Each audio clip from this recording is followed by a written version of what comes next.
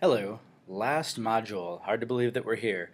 So you've learned a lot so far in your theory course. If we think back to where we started at the beginning of the semester, we were looking at, you know, just basic theory terms and some really, basic concepts. And then we kind of moved into from time signatures to key signatures to intervals to scales to chords in context, and now here we are basically kind of wrapping things up with everything you'd like to know about music theory. So this last section, really, you're not going to find a lot of as much work, but you're going to find a lot of study, and it's really kind of the bow on everything to prepare you for that next level, just so you've done it all. So we're going to look at non-chord tones right now, and we're going to do that through the scope of music analysis. So if we look at the piece of music we have here, it has one sharp, which typically would apply G major, and the starting pitch in the bass is G. So I'm going to say that G is a good thing to say. So for my analysis, I'm going to start with a G and a colon. The very first measure, I see a D, a B, and a G, a G, a B, a D, and a B. So I can pretty much look at all of that as one chord, and I can say that is a one chord.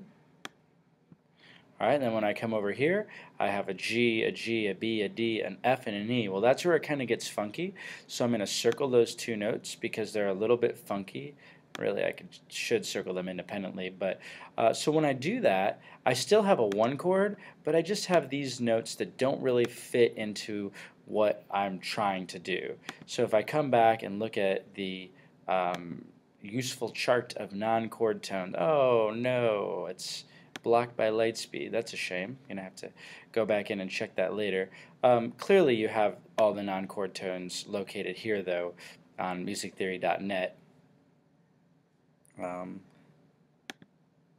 it's not going to list them all out, but we say a passing tone and it shows you there. So basically when we come back and look at this piece of music, we have a G and we want to connect it to a D, so the composer added two passing tones. So we would just write P, T for passing tone.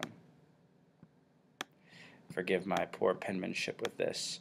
Alright, so then we come here, we look at the next chord. I have an F, an A, a D, and an A. I have a D, a D, a D, an E, a D, a C. So it gets a little bit tricky here, but I'm seeing some common themes, so I try to make a snowman, a D, an F, and an A, which in the key of G is a 5 chord. When we're in major, a 5 is major. And now what notes didn't fit into it? Well, E doesn't fit into it, and C doesn't fit into it. Now, C could be in a 7th chord, but this happens so quickly that it's more than likely not. So we have an E that's out of the texture, and we know that that doesn't belong. So what do we have before it? A D, and then it hops up to an E, and it comes back down to a D. That's the textbook definition of a neighboring tone. And then here we have a D that goes to a B, and the C is what connects it. Well, that's our good old-fashioned passing tone. Now, it's important to note when we looked at this progression that we didn't start on D, we started on F, so technically this is in first inversion. Come over here, G, B, D, B, D, B, D, G, all notes in a G chord, so we're back to 1. D, G's, B's, still a 1.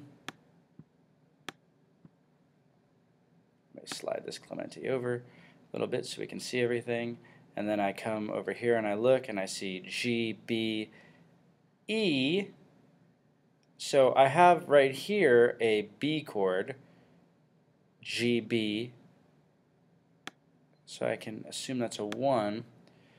But then here things get a little funny because I have a G and an E and an E, so what exactly is that implying? Well, that's kind of hard to say. An E would kind of be a 6 chord if I had E, G, and B, which I sort of have because here's my E, here's my G, here's my E. Maybe this B is hanging over a little bit into this beat. So if I were to look at E, G, B, I just count up G, A, B, C, D, E. That would be a minor 6 chord. Well, I'd buy that we would see that in our music. Okay, let's slide down and see if we have any other neighboring or any other non-chord tones. So we have here is a kind of jumbled up chord, an F, an A, and a D. Now I've gotten really good at looking over this. It might take you a lot longer to do. That's no problem. When I look at DFA, that would be a 5 chord. Of course, it's starting on the A, so that would be 5, 6, 4. Here on this beat, it changes. I have an A and an E, right? And this is where it gets a little funky. A and E, what does that make you think of? Well, A and E, you'd probably connect it in the middle with the C. Oh, what do you know? I have a C, right? But that's actually a good tone, so I shouldn't circle it like that. I just wanted to show you that I had it. Ooh, okay, let's step backward. There we go. All right, so the C makes sense. The D does not. The B does not. But an A and an E and a C sharp do. What would that make? That would make an A, a C sharp, and E. That would be a chord built on 2, but instead of being 2, it would actually be a major 2 instead of the typical minor 2, and I'm going to get to that in a minute. So what would the D be? Well, in this instance, it's a D that's hanging over and then dropping down, so we would call that a suspension. And what we do when we figure out suspensions is we relate them to the bass. So I have an A in the bass and it's up to a D. A, B, C, D. And how does it resolve? So D is 4, and it resolves down to 3, one step. Okay, and then here I have a B, and then I'm back up to a C, so that's just a good old-fashioned neighboring tone. All right, and then my next chord, I have a D, a D, a D, a D, an A here, so I have, I don't have an F sharp, so unfortunately I'm just going to kind of have to take what's implied, and what's implied is a 5. Okay, and then right here, this G doesn't make sense, but it's just kind of passing through, so there's my passing tone. Okay, now, all I wanted to illustrate was, look at how many non-chord tones happen naturally in music. We see all these chords, and look at all these non-chord tones. They happen all over the place. They are what makes the music colorful. I'm going to do a very poor job of attempting to play this.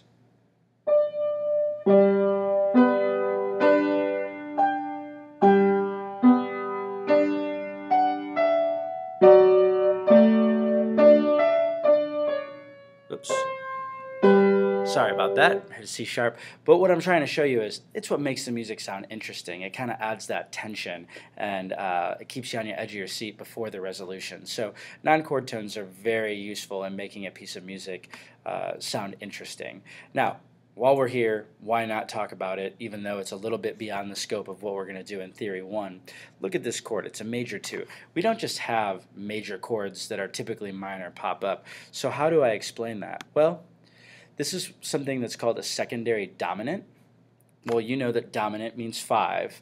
So what a secondary dominant means is the chord starts to function, it has a non-chord tone, or a chord that's not in the key, so an added accidental. In this case, it's a C sharp.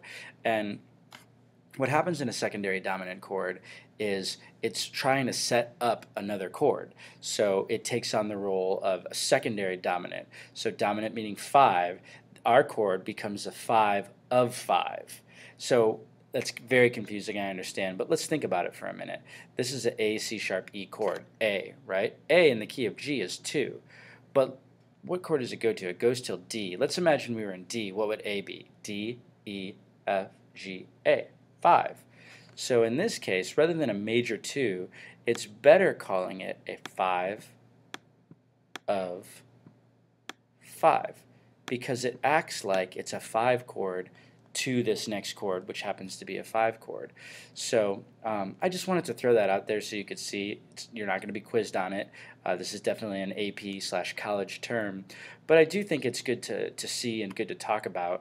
If that just totally went over your head, don't worry about it. Now, why would we do it? Why would a composer do it? It's because they want to temporarily stop on this D chord.